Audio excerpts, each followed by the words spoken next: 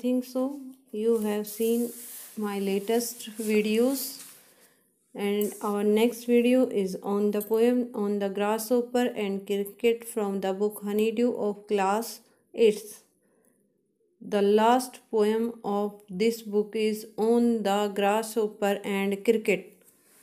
So let us start our poem.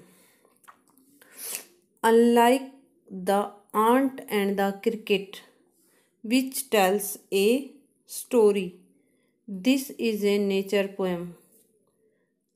Ant और cricket की तरह नहीं, विच टेल्स जो हमें एक कहानी बताती है, this is a nature poem.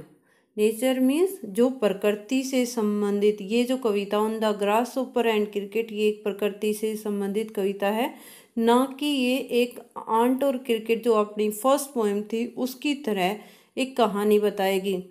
In it, इसमें, the grasshopper and the cricket, जो ग्रासहोपर और टिड्डा और जो क्रिकेट हैं, do not appear as character, वो पात्र के तौर पर नहीं है इन ए स्टोरी, जैसा कहानी में होता है. रेदर, बल्कि they act as a symbol, लेकिन वो किसके तौर पर हैं? प्रतीकों के तौर पर हैं, सिंबल के तौर पर हैं. ईच सजेस्टिंग समथिंग एल्स, जो हमें कुछ ना कुछ अलग ही संकेत कर रहे हैं. Read the poem and notice, poem को पढ़िए और पता लगाइए. हाउ, कैसे.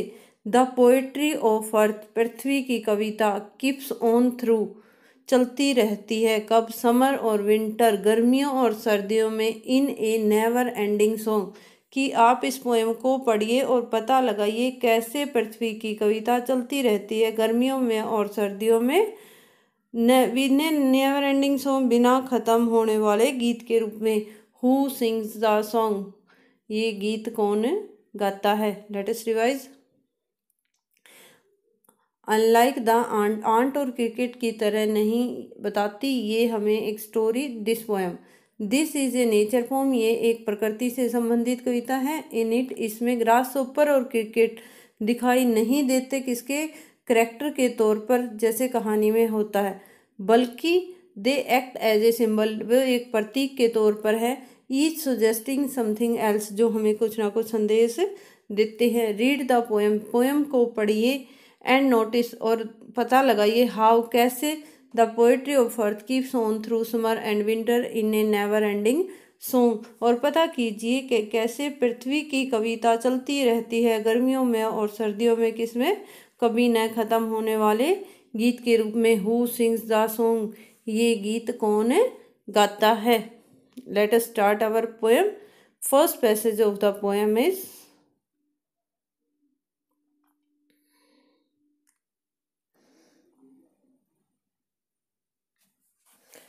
The poetry of earth is never dead, जो अर्थ है उसकी पोएट्री कभी भी नहीं डेड, मरती है. नेवर, कभी नहीं मरती. पोएट्री ऑफ अर्थ, धरती की कविता. व्हेन ऑल द बर्ड्स, जब सभी पक्षी. आर फेंट, फेंट होता है बेहाल हो जाते हैं. किससे बेहाल? विद द हॉट सन, जो चमकते हुए सूर्य की गर्मी से जब सभी पक्षी बेहाल हो जाते हैं. एंड हाइड, हाइड मीन्स छुपना. इन कूलिंग ट्रीज, ठंडे वृक्षों में छुप जाते हैं. ए वॉइस विल रन, एक आवाज़ गूंजती है, आती है. फ्रॉम हैज टू हैज, एक झाड़ी, हैज होता है झाड़ियाँ, एक झाड़ी से दूसरी झाड़ी में.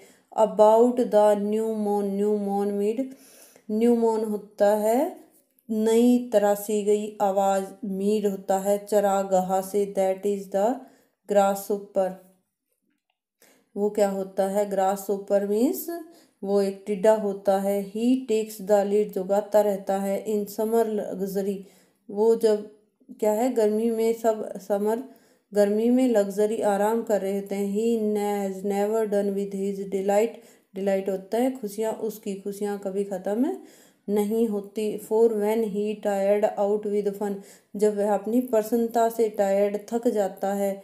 ही रेस्ट एट ईज, वह आसानी से आराम करता है. किसके नीचे? बीनेथ, बीनेथ होता है अंडर, के नीचे. सम पीजेंट वीड्स, कुछ सुहावने किसके? वीड्स होता है खरपतवार. खरपतवारों के नीचे वह आसानी से आराम करता है। Let us revise this passage.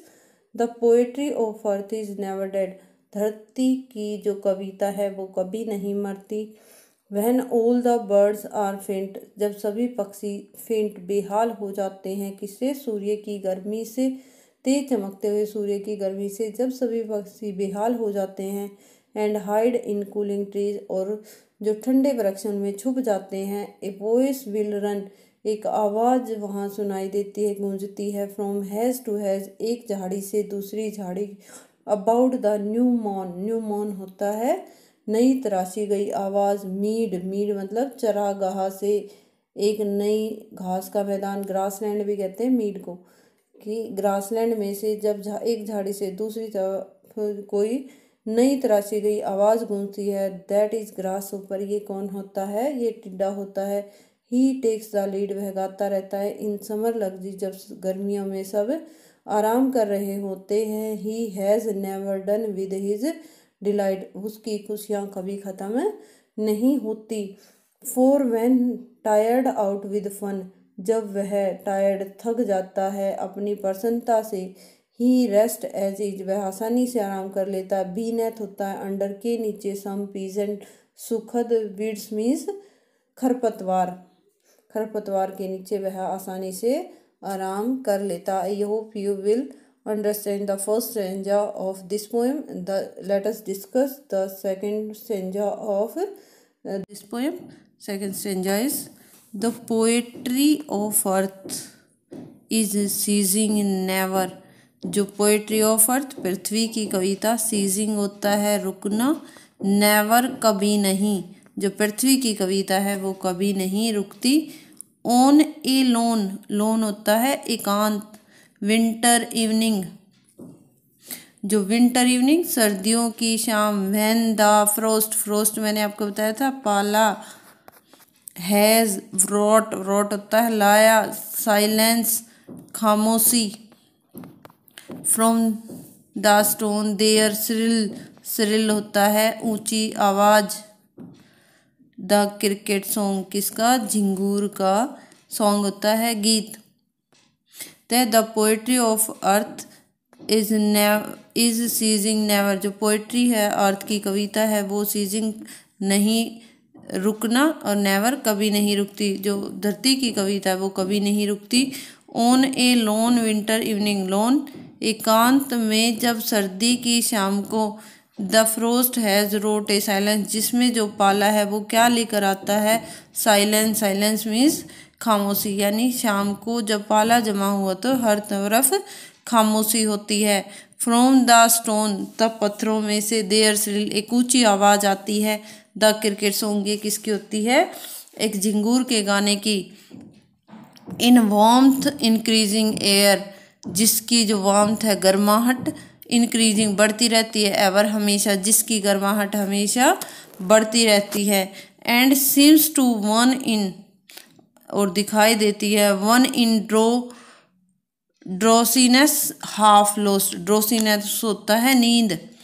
जो जैसे हाफ ड्रोसीनेस हाफ मीन्स जो अर्ध निंद्रा में दिखाई देता है, मतलब जैसे कोई अर्ध निंद्रा में गा रहा है, इस तरह की आवाज़ झिंगूर की सुनाई देती है। जो इसकी गर्माहट लगातार बढ़ती रहती है। The grasshopper among some grassy hills. उस समय ग्रास ऊपर कहीं सो रहा होगा। Let's revise this poem. अर्थ की पोएट्री कभी ख़त्म नहीं होती। एक लॉन विंटर इवनिंग एकांत शाम में जब हर जगह पाला होता है। रॉट लाया। साइलेंस खामोशी। जो पाला है वो खामोशी लेकर आता है। फ्रॉम द स्टोन उस समय जब बिल्कुल हर चीज़ खामोश होती है। पत्थरों में से एक सरिल ऊंची आवाज़ सुनाई देती है। वो किसकी होती है? Cricket song. जिस क्रिकेट का यानी झिंगूर का गीत होता है, यानी गीत की आवाज़ आती। In warmth increasing ever. जिसकी गर्मी हमेशा बढ़ती रहती है। And seems to one in drowsiness half lost. जैसे कोई अर्ध निंद्रा में। जो आवाज़ है वो कैसी? जैसे कोई अर्ध निंद्रा में ऊँग रहा हो। The grasshopper among some grassy land. उस समय ग्रास ऊपर जो है कहीं सोया होगा। This poem is written by John Keats. Thank you. I hope you will understand this poem.